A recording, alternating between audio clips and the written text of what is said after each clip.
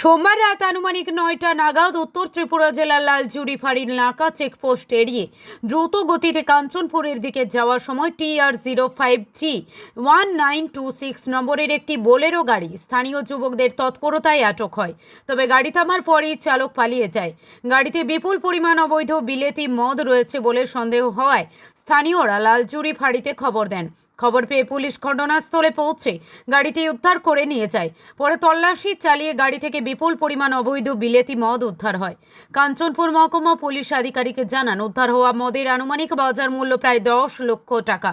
তার দাবি, গাড়িতে বিপুল পরিমাণ মদ থাকার বিষয়ে পুলিশের কাছে আগে থেকে গোপন তথ্য ছিল। এদিকে নাকা চেকপোস্ট এড়িয়ে কিভাবে রাতের বেলায় বিপুল পরিমাণ অবৈধ মদ গন্তব্যের দিকে যাচ্ছিল তা নিয়ে প্রশ্ন উঠেছে। ঘটনা নিরপেক্ষ তদন্তের পাশাপাশি অবৈধ মদের কারবারের সঙ্গে জড়িতদের বিরুদ্ধে কঠোর পদক্ষেপের দাবি জানিয়েছেন স্থানীয়রা। ধর্মনগর প্রতিনিধি রিপোর্ট, প্রতিদিন ত্রিপুরা। আজকে একটা সিক্রেট ইনফরমেশন ছিল কি অনেক সংখ্যক বিলেতি মদ এবং লোকাল মদ আমাদের লালজুড়ি এরিয়া দিয়ে যাবে। তো আমরা একটা টাইমে পাবলিকের হেল্প নিয়ে গাড়িটা যখন দ্রুত গতিতে যাচ্ছিল, তো পাবলিকের সাহায্যে আমরা এই গাড়িটাকে ডিটেইন করতে পারি।